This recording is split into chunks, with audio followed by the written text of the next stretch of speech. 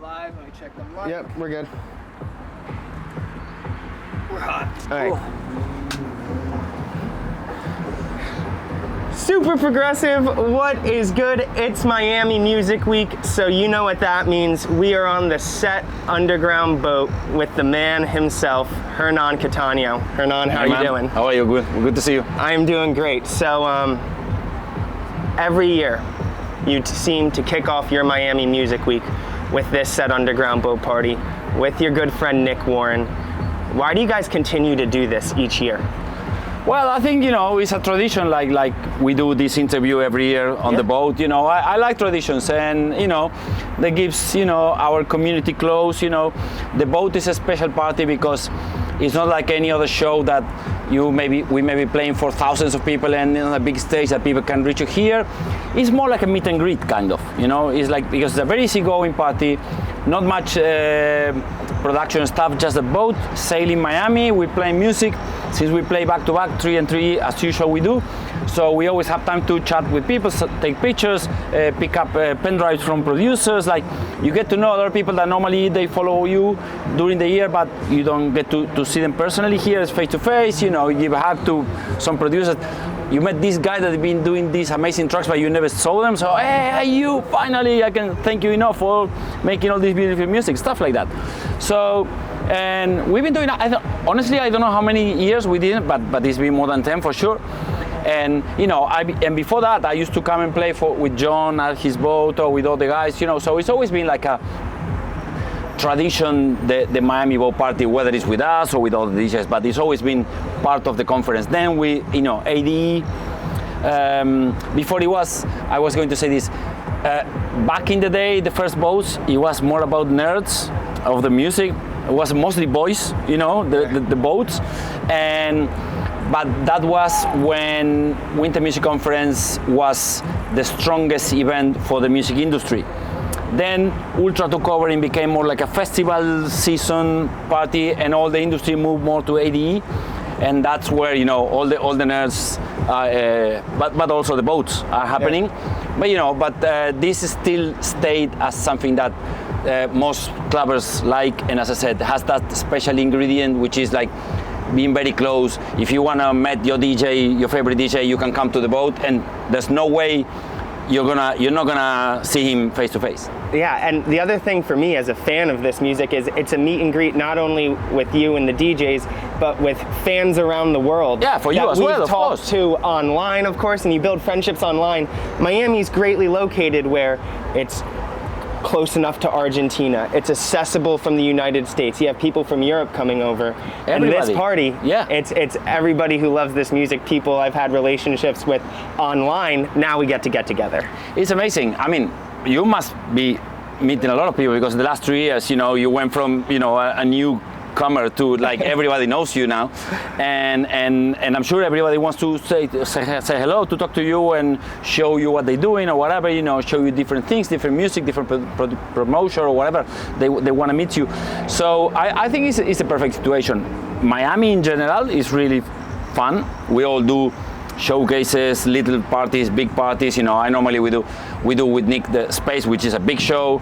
Then we do, each one he does the Soundgarden showcase. I do my showcase tomorrow with Sudbeat, and then we do together the boat. But many other labels, many other DJs from all over the world, they are here in Miami this week, and it's the place to be. Yeah, definitely. And so I saw you come on the boat, and every gig I see you come to, you have a little bag with you. And I was wondering if you could share with us what's in that bag that's sitting down there right there. My Sudbeat bag, yeah. A present from a friend, and I have my Technics 1200. Can you tell headphones. us about your headphones and why you choose these ones? Yes, of course. It's something really interesting to me because it's, as you said, unique to every DJ. I've been a DJ for many years, and I've been using different kinds of headphones. When I was a kid, it used to be more Sennheisers, and then in 1996, Technics, who it was always the daddy of the CD, the turntables, and different equipment, they came with these ones. Not exactly these ones, but it was the first DJ 1200s, and I really like them because back in that time, the sound was really good, but what I really liked it was the size and the mobility. You know, they are very, I see. For me, and probably for many DJs, when you DJ in a club with all the sound and all the noise and all that, you don't need hi-fi in your ears, because you know you just need, how you say, to hear the beat to mix properly, right? You beat matching live, so you need to hear properly the beat, but it's not a studio headphone, right? So, but for me, if you're gonna play 6 hours and with your headphones on, they have to be comfortable, very comfortable. These ones, in my opinion, are the most. That's of course very subjective. All the DJs are gonna say, no, I like Pioneers or Sennheiser or whatever. For me, where you get a lot of time, you get headphones like this. Pioneers, for example, they sound better than this, but they are too big. In my opinion, they're like this, I don't feel comfortable. These, the sound is not as good as the Pioneers, but they are the perfect size and they have all this mobility. So for me, it's better this way. Also, in the last few years, they improve a little details that they put the cable that you can change it in and out, and then is this part, the part that is close to your body is like a normal cable, and then is a telephone cable close to the mixer, because you don't want this telephone cable here because it's heavy, while this part is hanging near the mixer, and this part, which is less heavy, is in your shoulders, right? So everything is being thought properly over the years. The first model, it wasn't like this. It was only this cable, but very short. So you had to be all the time staying close to the mixer or take the headphones out. Then they came with another model where it was all the way telephone cable, which was very bothering you all the time here, heavy. And I think now they find a way to do the perfect size, which is the perfect idea, which is like thin here and telephone later. Again, the sound of these headphones can be challenged easily, yes, of course, but for me it's more about feeling comfortable with them. And when I want a much better sound for headphones like their ones at home, as Sony monitors, which are even they're from the 90s, but they are still amazing, very light, very comfortable for me. Oh, definitely. So more or less. Oh, thanks and then, for sharing of course, that with us. I have, you know, a little bag with pen drive, 3-4 pen drives, you know, but that's, you know, that could be in your pocket anyway. Yeah, I always definitely. carry 4 pen drives. They are the same, like 4 copies of the same. Each pen drive can carry 10,000 tracks, but you are never can be, you know, too careful about, you know, what may happen with one CDJ or one pen drive. So just in case, I carry 4, and you're never gonna be out of music with that. It's like one. I'll let this plane go by 1 second, but Sunset Strip. yeah, so exactly. It's like one thing you gave me advice about DJing. At minimum, 3 CDJs, because if one fails, you need to be able to at least use your 2. Man, I see that all the time. Sometimes when, you know, I see DJs, not very big DJs, but let's say medium-sized DJs that they are playing in front of a big crowd, playing with 2 CDJs, and I say, I always ask the same question: what about if one breaks? And they go like, I never thought about that, but it happens. You know, it's not that it happens all the time. Pioneer products are very reliable, but still it may happen. And what are you gonna say to the 3,000 people that come in to pay a ticket to see you? Oh, I'm sorry, one CDJ broke and we don't have any more, another one. No, you have to have 3 minimum. Maybe 4 is better to have loops and CDJs. Music we talk about this all the time. It's like, normally I have the music in the central 2 and the loops on the outside, how you say, outer exterior, side? Yeah, exactly. But that's up to any DJ. But 3 minimum you have to have, yes. Oh, it's so interesting. I want to talk a little bit about your radio show. Okay. We were having a really cool conversation because I think the one thing I focus with Super Progressive so much recently is helping platform or put a spotlight on up-and-coming producers. And Resident, your radio show, does an unbelievable job about that. And one thing we were talking about stacks last week was, I'm like, Hernan, it makes all of these young producers, especially the ones from Argentina, it's a dream come true for them to be featured on your radio show. You told me it's not always just about the music, that you feature an up-and-coming artist on your radio show for a few different reasons. Yes, you know, I started the radio show a long time ago, like the first one, where it was called Hernan Live from London, when I used to live in London in 2001. then it's been evolving until which is resident now, but it's been like 24 years and 22 because there were 2 years that I didn't do it. So 22 years of doing every week, trying to showcase new music from all over the world, which is what I do now. Originally the intention, similar with Sudbeat, was to show Argentinian producers. Then I say, music is not about that, it's about universal culture, so let's push anyone, right? But I was always very aware of the help I had to become who I am from bigger DJs, like Paul Oakenfold, and everybody knows the story, but many others as well. So I always thought, okay, whenever I can do to help the new kids, you know, I must do it. Because Paul, he doesn't need me to give him back, you know? He lives in Hollywood Hills, you know, he's super happy, you know, with his life, his career. So what can I do for him? Nothing. But for those kids, they really need my help, the same way I needed his help, right? So the radio show, the label are great ideas. And going strictly to your question, you know, all the time, you get these kids that they are starting, they're full of doubts, they don't even know sure if they are good or bad, if they're gonna go somewhere with the music or not. And a little push, like being part of a radio show along with other producers that on a bigger level, you know, that gives that, how you say, encouragement. Encouragement, yeah. So sometimes I hear, for example, tracks that the sound are not really good, but I can see there is a good idea on that, or the guy that write me the email, I read him very passionate about, progressing and improving and getting to some level, or sometimes they just say things that ring a bell about, oh wow, come on, this guy don't know exactly how to sound properly, but he has very interesting musical ideas, right? I remember, like, for example, back in the day, very early days of James Holden, you know, he was sounding completely different than other producers. And maybe he could have said, well, he's all over the place. No. He knew what he was doing. It's just, you know, he was creating his own sound. Okay, so these kids, they need your help.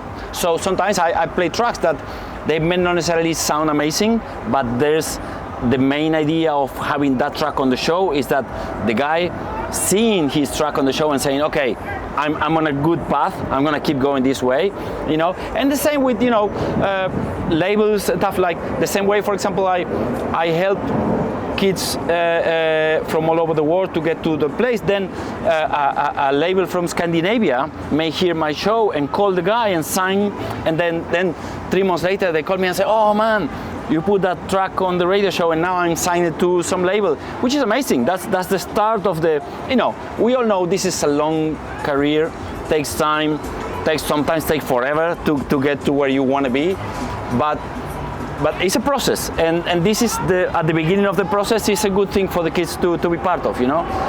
I'm super, how you say, it's a big, it's very rewarding for me to feel that I can do something for them the same way other people did things for me. It's like what Uncle Ben told Spider-Man, with great power comes great responsibility. Yeah, you have to, you know, not everybody does, but, you know, I feel super comfortable that way. I feel like you have to deserve what you get, right? And one way sometimes is just, you know, sharing the knowledge and sharing the position where you are. Yeah, definitely. Let's talk about, you know, you just came from Sunset Strip. Uh-huh. How many people in the audience there? 40,000. 40,000. In Argentina, the progressive underground scene is the scene. 40,000 people. My question to you is, when there's 40,000 people, when there's huge festival-like stages, there's a lot of money being poured into the event and into the surrounding stuff.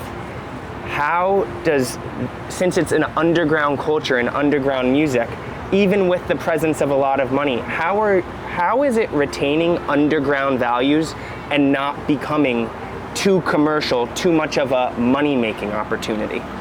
That's a very good question.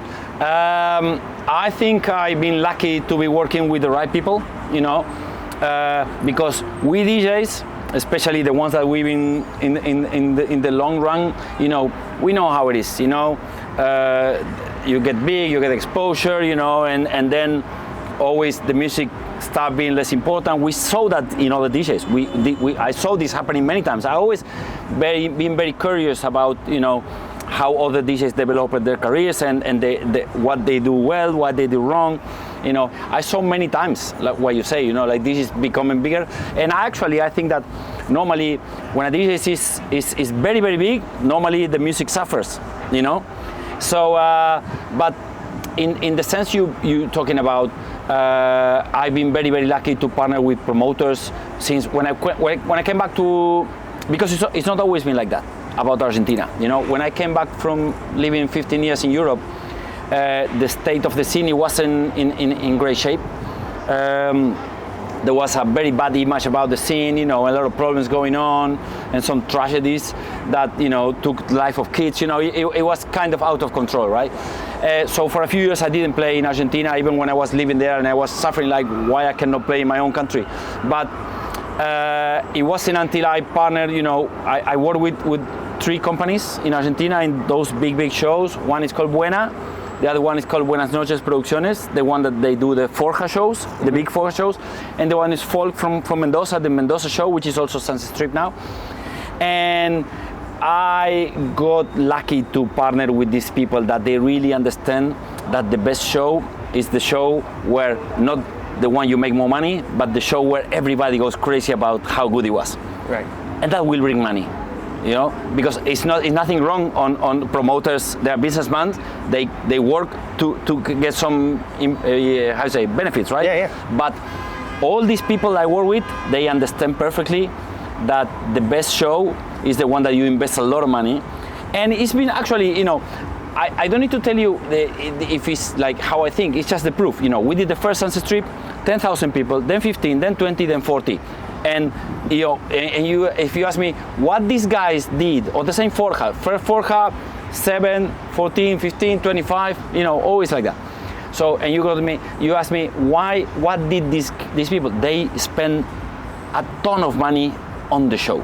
Nice. Instead of thinking how I'm gonna make more profit, no, how I'm gonna make the show so good that next year more people are gonna come. Even, you know, the tickets are expensive, and Argentina is always living in an economical crisis, so it's a bit difficult for the kids to go, but they know the show is gonna be so good that this is worth it, right?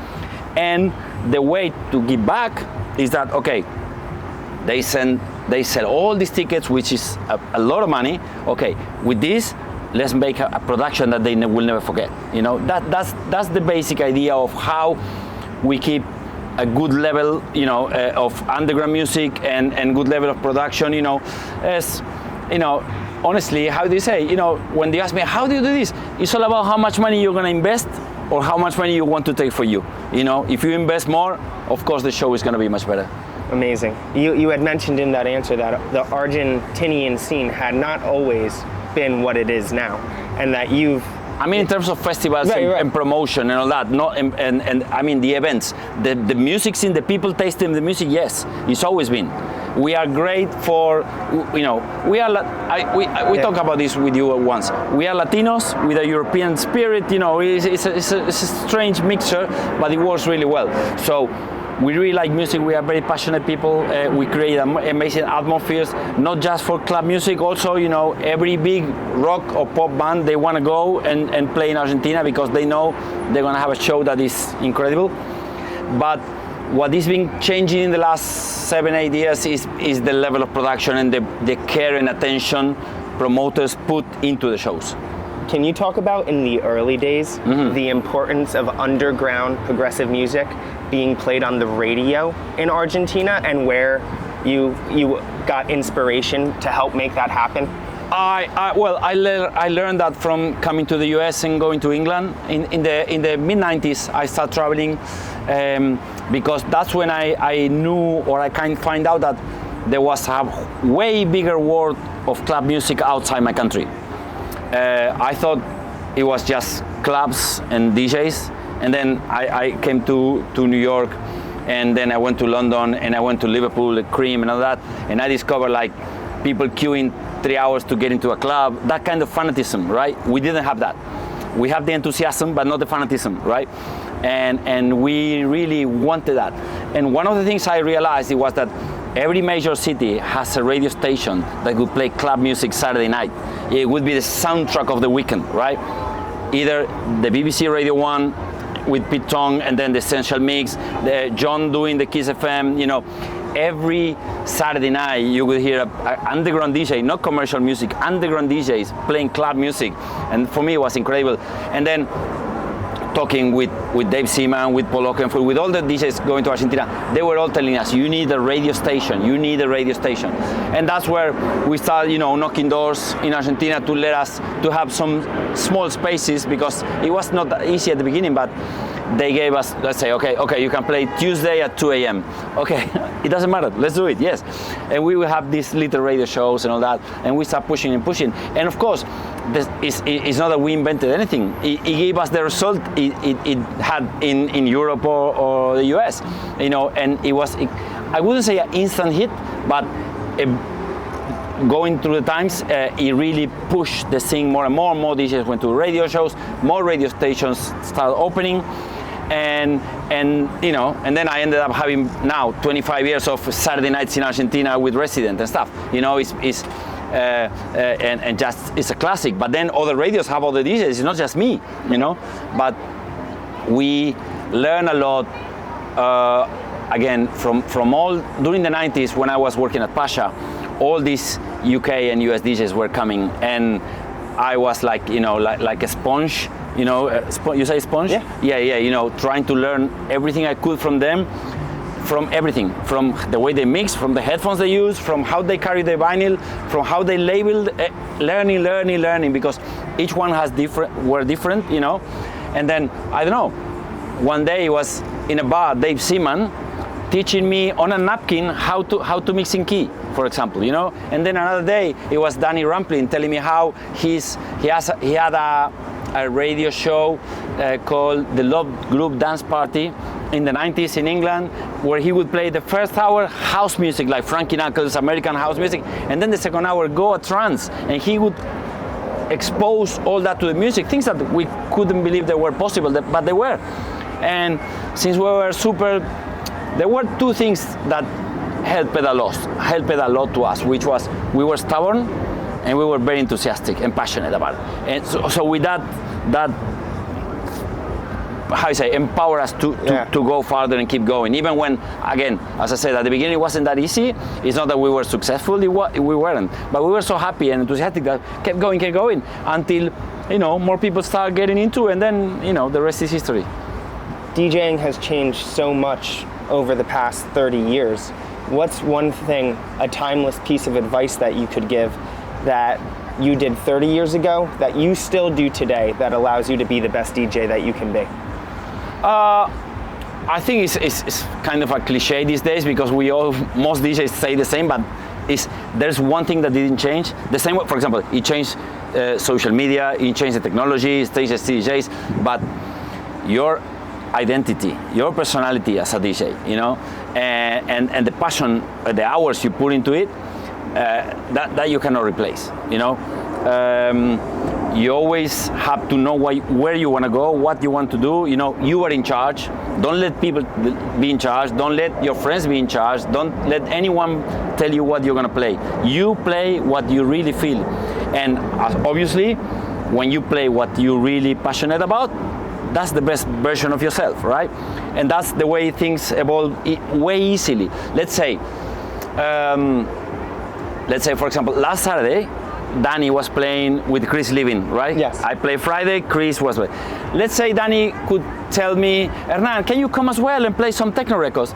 Of course I can, but am I gonna be as happy or as passionate when I'm playing the music I'm not an expert? No, you know, because I have experience, I can do that, but it's never gonna be the best me, right? Okay, that applies for anyone, you know? It's like, you are proving to be a super nice journalist, everybody likes you, you talk nice, everybody understands what you're passionate about. But if you start doing a show about music that you don't like, everybody would notice, right? Definitely. The one thing everybody likes about you is your passion. Everybody say, oh, Will, so passionate about it. And that's why we like it, you know, because we can relate to that, you know.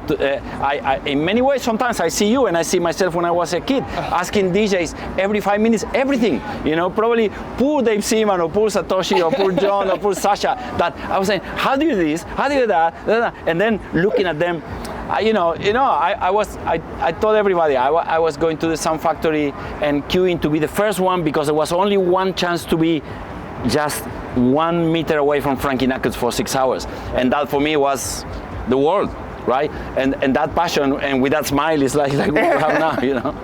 Oh, it's awesome. 2 more questions No, for it's you. okay. We have time. Yeah. You know, you platform up-and-coming artists with your resident radio show. You also have your label, Sudbeat. Yes.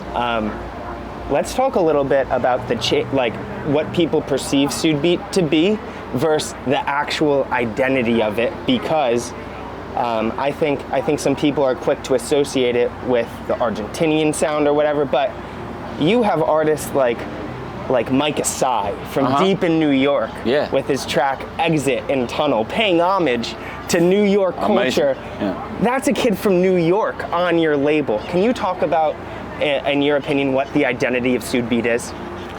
I think, you know, similar to the radio show, originally when I thought about, because I'm Argentinian and we always are a country of struggles, I thought, okay, I need to help my people, right? But then quickly I realized this is not right, because that's not our language of music, right?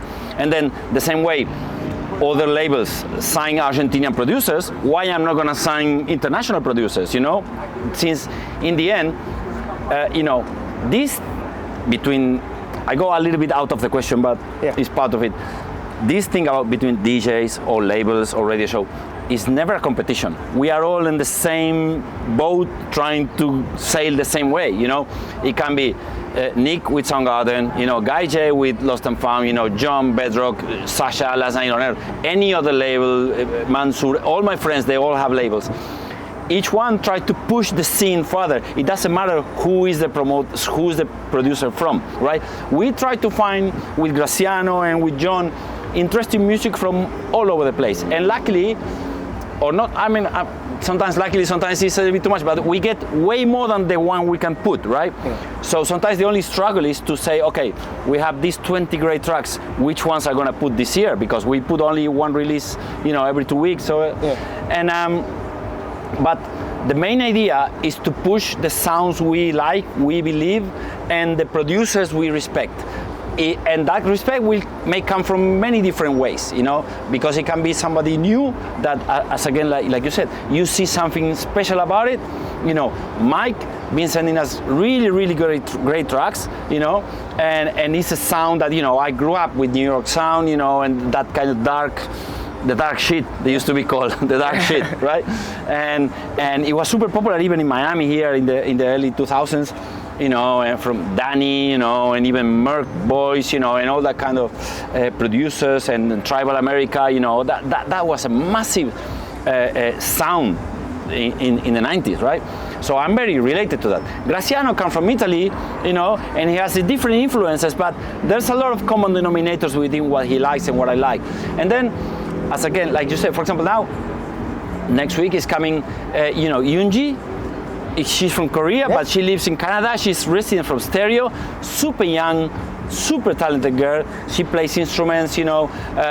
She's such a fresh new face in the scene, and you know, we are super happy to have them. And then, of course, and then sometimes we have Ian O'Donovan, which is not a newcomer at all. He's a super respected techno producer, you know, that he is in the hands of, from Laurent Garnier to Carl Cox to John Dewitt, and then he's also with us. So, and you would like, you know, it's probably in many ways totally opposite to Mike Isai, but it's still part of what we believe we need to push.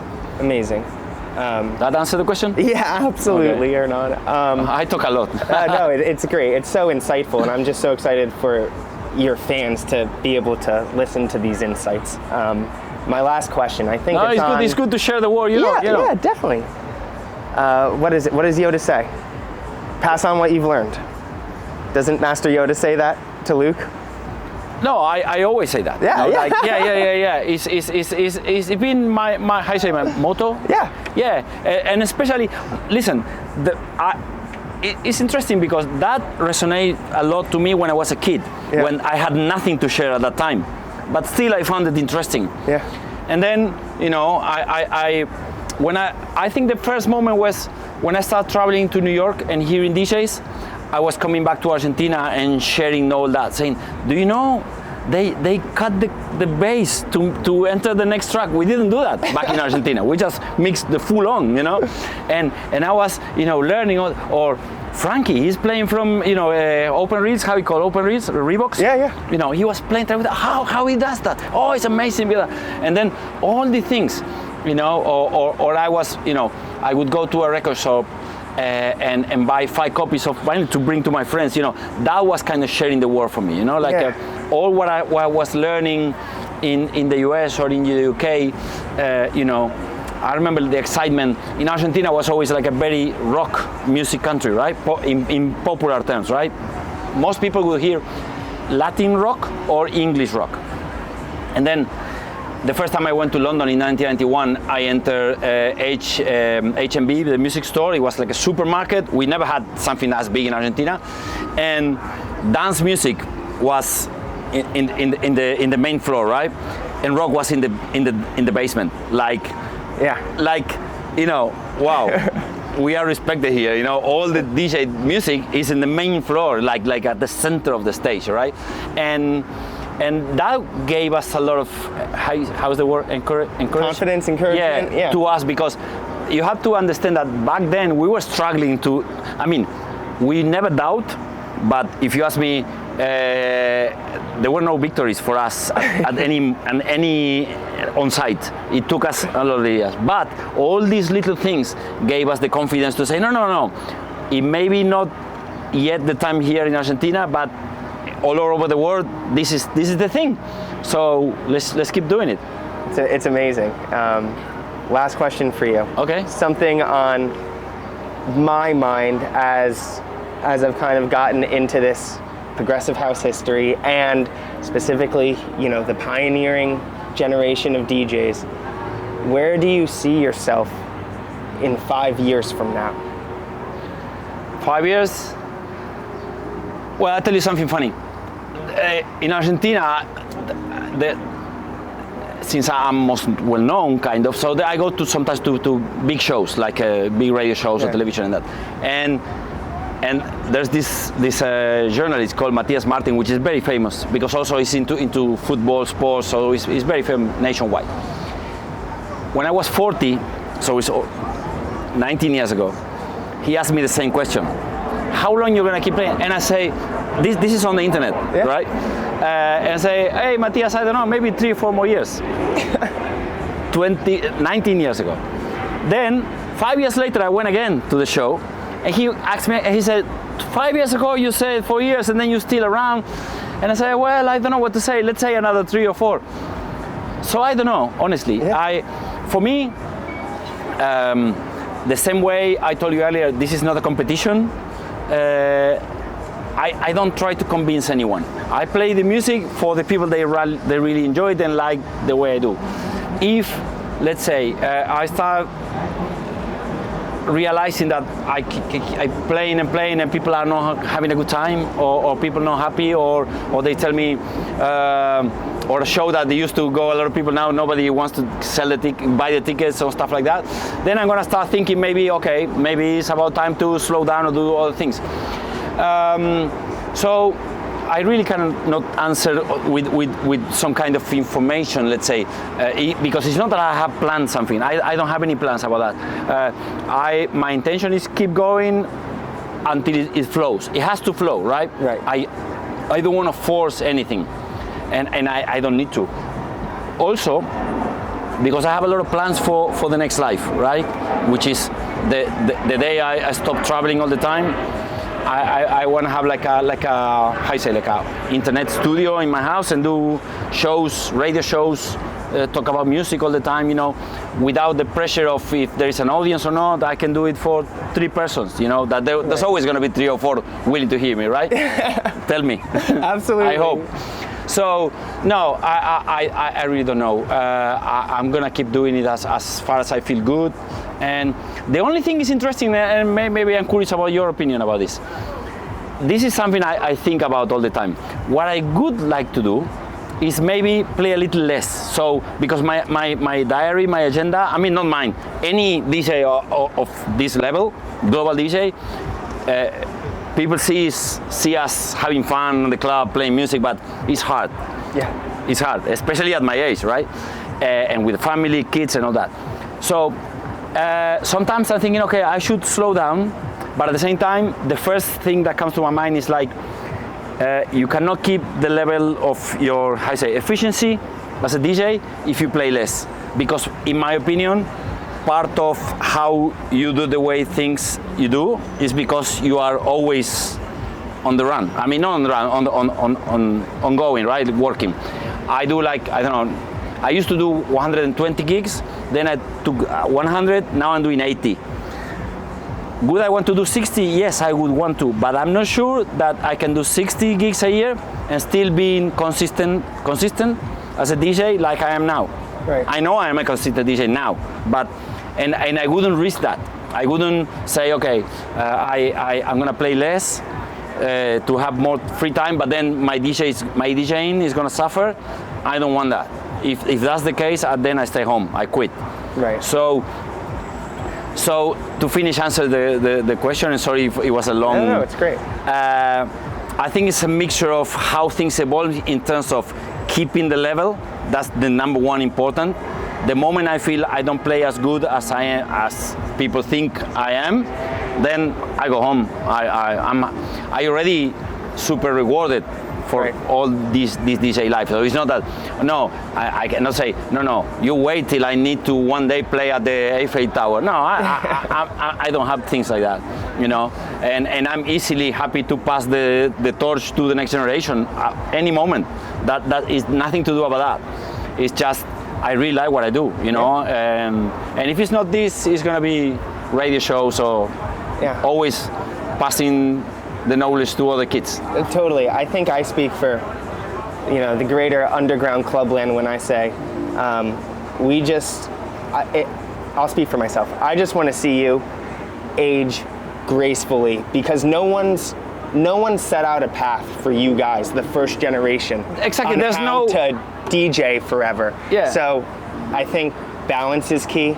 I think you doing it for reasons that make you feel great is at the center of it, but also just at a rate where you're always enjoying yourself, you're always feeling balanced and enjoying it yourself. That's what we want to see on the dance floor. Yes, exactly. But you didn't answer what I was asking you. How do you think about, can a DJ slow down and keep the same level of... I'm not sure about that. I tend to think, no, you can't. I'm intended to think you can't too, but I do think about this, is if it's about repetitions, right? And you have to be in flow. But maybe instead of being in flow 12 months a year, you're in flow and it's pretty serious for 8 months. And then I know it's kind of hard to take. That. Yeah, I'm sure you can. Because you stop 4 months, amazing, you go holiday, you spend that. When you come back, you're not the same. You're behind on the music. You're behind on everything, especially on the feeling. Yeah. One key thing, we didn't talk about this, you can save this for another time. Yeah. But one key thing for a DJ, bigger than many other aspects that the people may think, is how you feel on the DJ booth, how you feel like I'm in charge and I know these records and I'm gonna have you a good time. I'm gonna give you a good time. If you are in doubt, you feel insecure, you may have the best records ever and you can mix it like nobody, but if you don't feel it, you not go anywhere. And people can tell that. But you find a DJ playing not the last records that came out today, but he's confident about what he's doing and it's gonna be better than the other one, right? Yeah. So that confidence, in my opinion, or at least in me, comes from playing week in, week out. And I'm not sure about, you can, let's say you are a tennis player. Yeah. You are the king of tennis. You already beat anyone. So okay, that's okay. Now I only gonna play Wimbledon, the US Open, Roland Garros, and I don't know, whatever. Yeah. No, because if you are right to Wimbledon, but you didn't play the last 2 months, you are out of the group. You know, you are not in your best, and then you lose. Not because you are not good, just because you are just not at your shape. You understand? So that's part also of my question of how long. Yeah. Because sometimes I would like to work a little less. I could, let's say, cut to less gigs, but I don't think that's an option for now. I think this level requires to stay, this way. Yeah. But I talked to this about other DJs. Some have different opinions. Yeah. Interesting. Well, it's cool to see how different. It's cool being close to your generation of DJs and so interested in it, because I get to see how Danny Tenaglia goes about it. I get to see how Dave Seaman goes about it. I get to see how you go about David's younger than us, but I don't think anyone retired yet. That's the thing. No. Nobody. John still going. Sasha No, we're still all going. Everybody. Yeah, no, but probably there are even older. Yeah. In the UK, there must be older DJs than us that, and they for sure, and they keep going. That's what I'm saying. Yeah. So there's no, how you say, Billy Nasty. He's still DJing in Brighton. There must be, So there's not like how you say, something to relate to. You say, okay, this guy when he reached 65, he wasn't good at. So we don't know. Yeah. In a way. One of the most important aspects of being a DJ is the experience you have, and that, of course, the older you get, the more experience you have. But then there are all the things that you may like. If you keep the will, the energy and stuff. I still have it, Maybe someday I won't, but so far, so that's what I'm saying. 3 more years, and then we'll see. We'll see, man. Well, okay. Will. Always good to see you, man. Thank you so again, much for your time. And as always, thank you for all what we're doing for our music. It's really, really appreciated from many, many people around the world. Well, thank you for the support, because it means the world to me. And my pleasure. I'll continue. So thanks, man. Sweet. Thanks, Hernan. Good? Yeah, we'll let you go. Sorry I talk a lot. No, it's amazing.